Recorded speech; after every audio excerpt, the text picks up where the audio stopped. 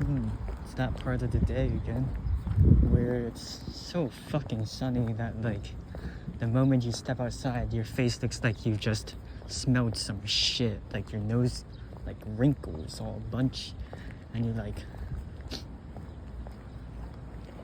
like your eyebrows pinching, and you look angry even though you're just having to get used to how bright it is. Like, holy moly. And it's also that stuffy kind of warm, not really that breezy kind of warm, but it's that stuffy kind of warm where like after 5 minutes you're just like, okay, get me out of here, put me somewhere inside with air conditioning, bottle of lemonade and all that.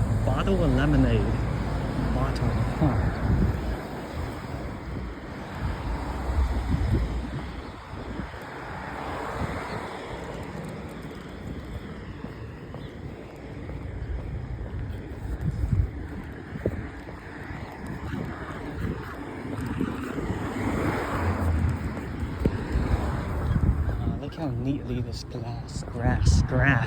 Look how neatly this grass has been manicured.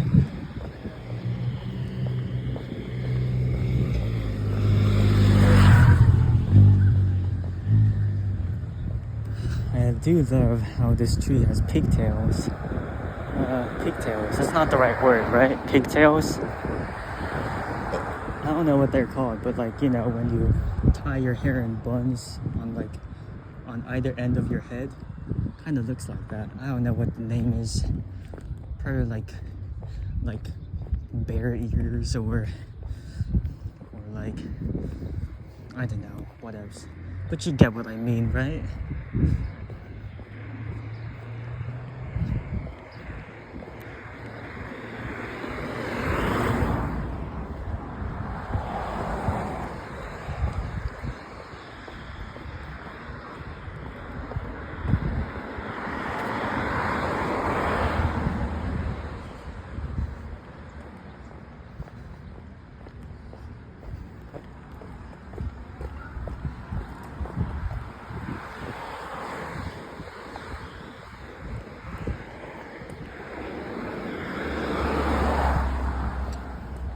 So there's this huge schedule dilemma I've been having that I've talked with my boss at The Thing about, The Thing 1 about.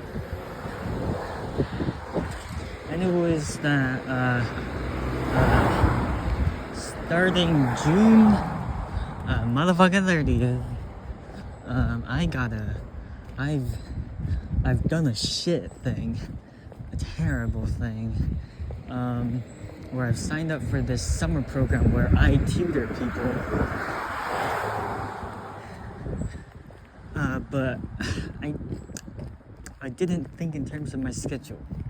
So it turns out that like I gotta be over there 10 to 4 every fucking day for a month. A whole month. And you know how the thing works. I gotta be at the thing by 3. And you know how it is. I gotta be at the tutoring place until 4, but I gotta be at the thing by 3. That's physically impossible. And I've just dug myself a massive grave by doing that.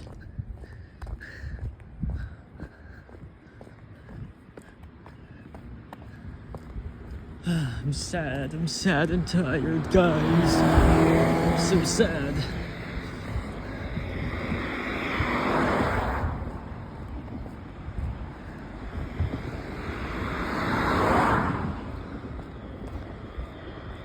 Oh, you hear that? Train just passed. Anyways.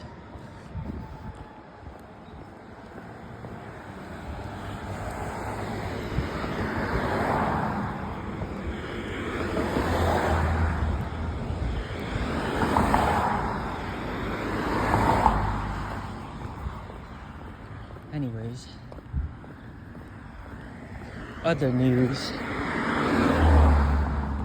I want to tell you guys about the dilemma my PI tasked me with solving this week.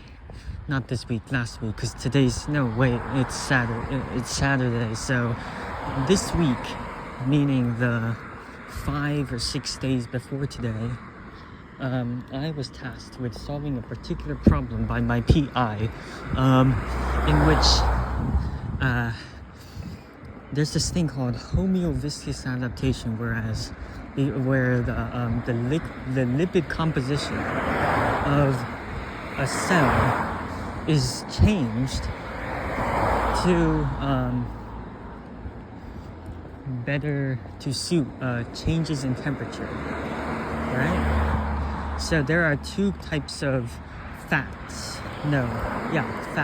fatty acids. There's saturated and unsaturated.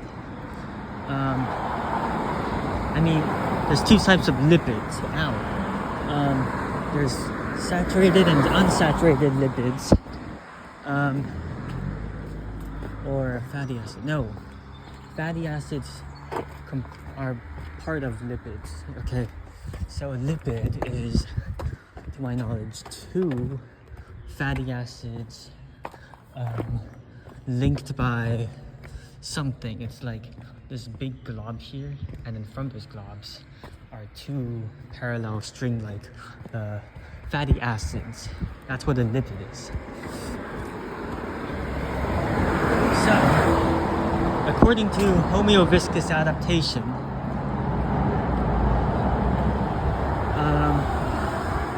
a cell changes from a lipid composition in the membrane consisting of unsaturated fatty acids to a lipid composition comprising saturated fatty acids when it goes from, unsaturated to saturated when thinner or solid, when the temperature gets warmer. I think I'm doing that right, because unsaturated fatty acids mean that there is at least one double bond and in the thing, right? So, okay, I'm explaining things so out of order. So a fatty acid is a carboxyl group and a long chain of carbons that attach to each other in zigzags. And attached to all of these carbons are some amount of hydrogens as befit the situation. And in saturated fatty acids, all these carbons are linked together by single bonds, meaning each carbon is linked to two other carbons to smell rain. Each carbon is linked to two other carbons and then two hydrogens. And due to the structure of the carbon bonds, these hydrogens have to be on either side. And that keeps it straight. So that's what a saturated fatty acid is. An unsaturated fatty acid is where there is at least one double bond. So in the double bond, two of carbon's four valence electrons are consumed in that double bond. They're used up to make this double bond with one other carbon. It makes a single bond with another carbon, that's three, and the last one links up with a hydrogen. But that means that here's the carbon, here's the one that has a double bond with, and then here's the one that has a single bond with, and then there's a single hydrogen to some side. And if we look above to the one that this carbon had a double bond with, it's the same thing. It's got a double bond with the carbon below it, and then a single bond with the carbon above it, and then a single hydrogen that it links up to. Now, there are two configurations these two carbons can take up. One is called Z, short for zusammen. My German is very good.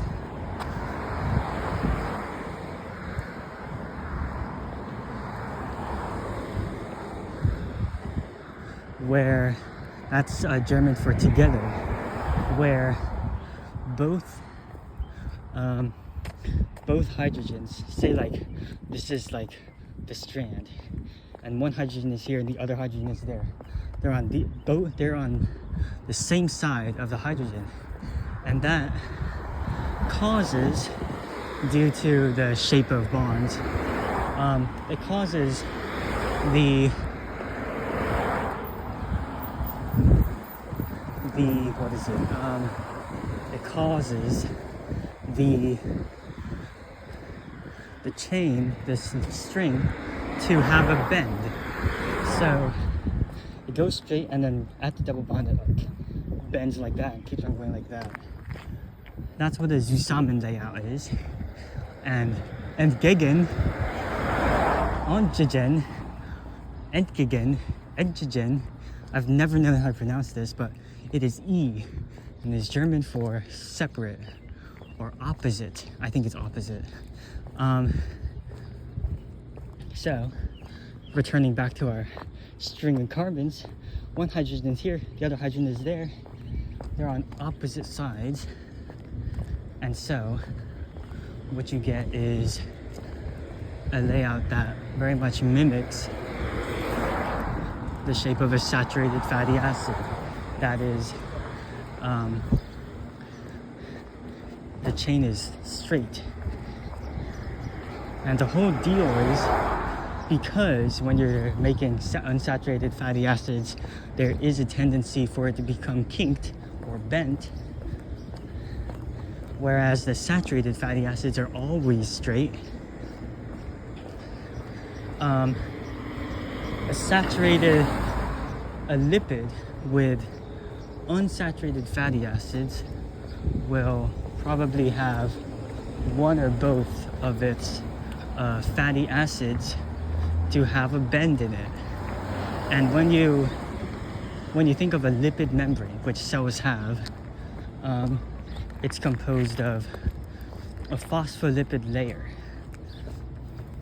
which is, think of my hand here as being like my palm, and the hand body are that little thing that links the fatty acids together.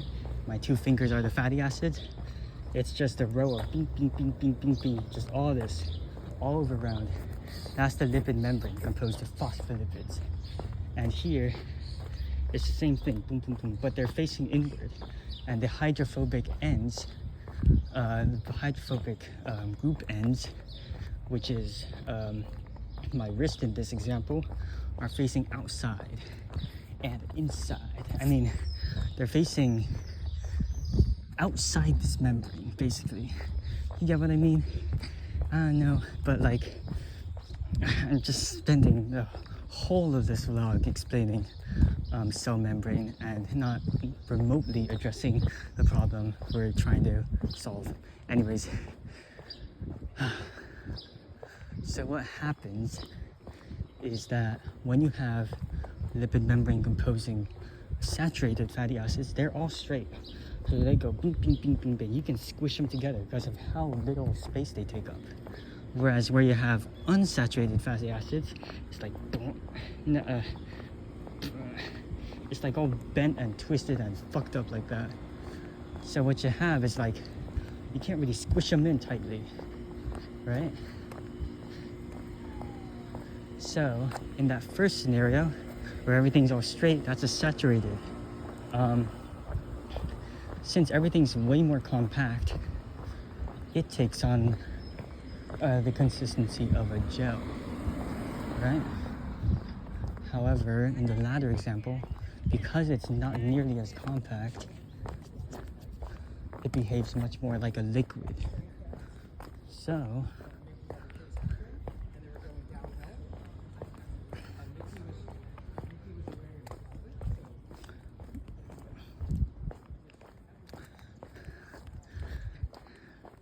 in order to keep the cell membrane at a permeable state, it can't be too gel-like, it can't be too liquid-like.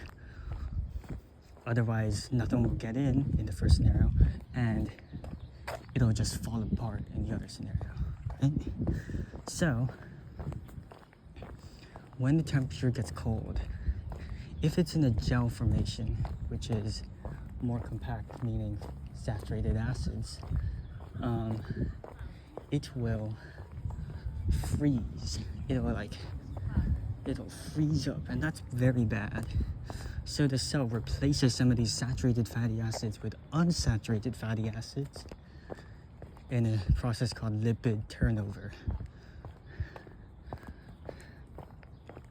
And that, the less compact and more liquidy state of these unsaturated fatty acids means it can still keep that permeable state.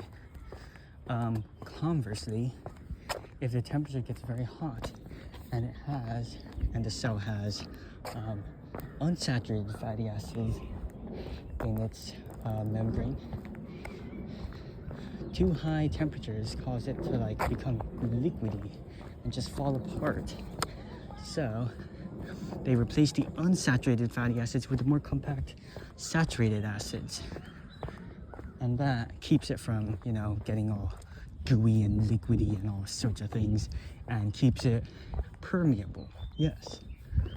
So in too high temperatures it goes to a more solid state, and in to low temperatures it goes into a more liquidy state. So it's kind of like going against the state of the temperature, So that's what homeoviscous adaptation is. The problem is, we want to know when homeoviscous adaptation happens.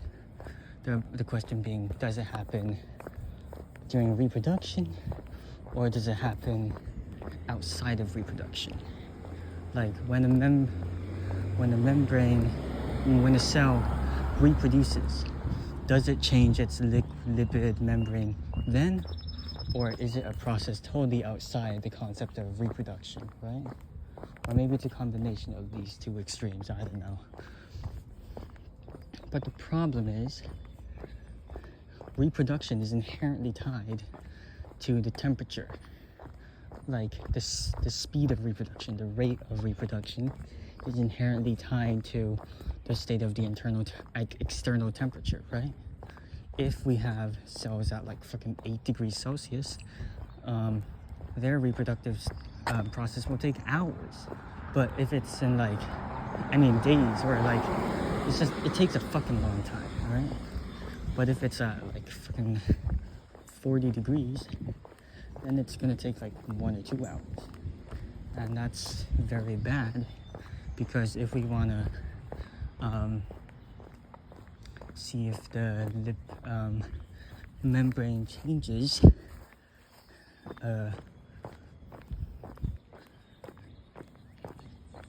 at different temperatures,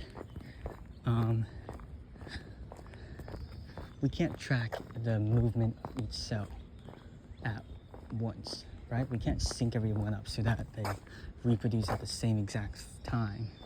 So you might have some cells reproducing now and some cells reproducing now, or some cells reproducing later and others reproducing beforehand, or all sorts of things. It's impossible to control that.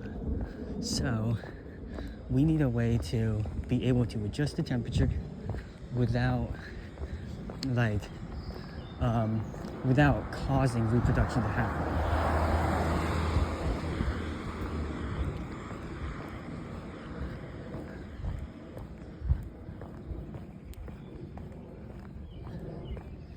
So I researched about this, and I found several possible solutions, potential solutions. I don't know if they're possible. There's definitely some like kinks we have to work out. Hello, bunny. But the two solutions I have in mind are CRISPR and hydroxyurea. And CRISPR is it's some kind of DNA genome editing thing. It's like you have some Cas9, I forget what that meant, and you have an RNA sequence, and you combine those together, and normally it cleaves the DNA.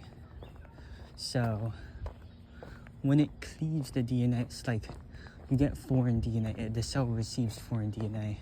This Cas9, this Cas9, and the RNA work together to cleave this foreign DNA into manageable chunks that they then insert to their own DNA, but using a catalytically dead, or so I think, right? Or something dead. It's dead in some way. Cas9, some dead Cas9.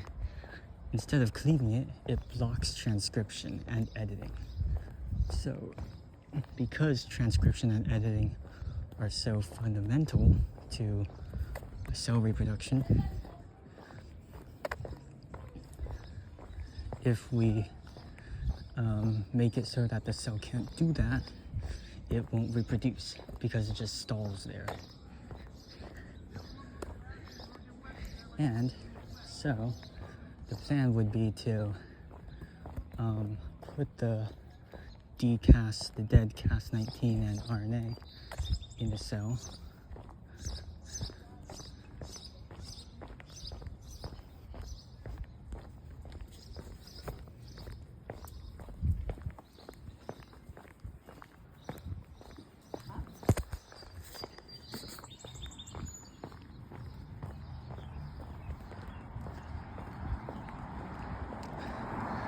And once that happens, we're free to adjust the temperature, hopefully without worry of having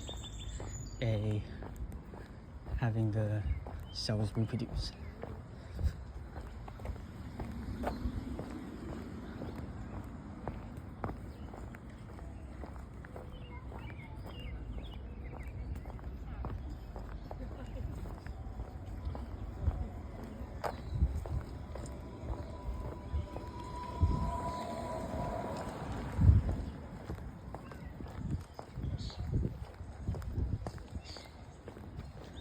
Another possibility is hydroxyurea, where it's a compound that we insert into the cell, and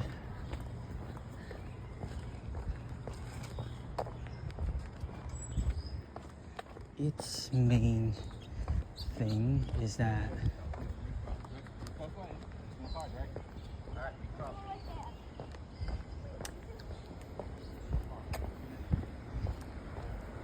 I forget what it's about. But I remember it's a pretty good way to temporarily stall DNA reproduction. At high enough concentrations, it just stalls it for, I think, 2 hours it was. Whereas in short and very small concentrations, around the micromolar range, it actually is very impermanent. It is like, it tanks their, oh, that's what it was. It stops them from replicating DNA and making new DNA.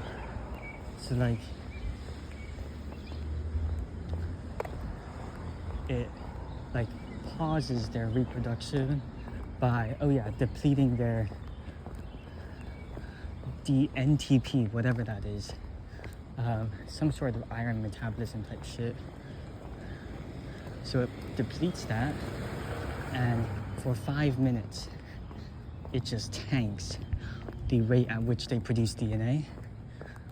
But then after that, the effect just wears off. So it just goes right back to normal. That would be a good way if we wanted to test like before and after or something like that with the same colony, so we don't have to make entirely new ones, you know? I'm such a genius. Anyways, thank you, ChatGPT. I'm home now, so I'll see you guys later.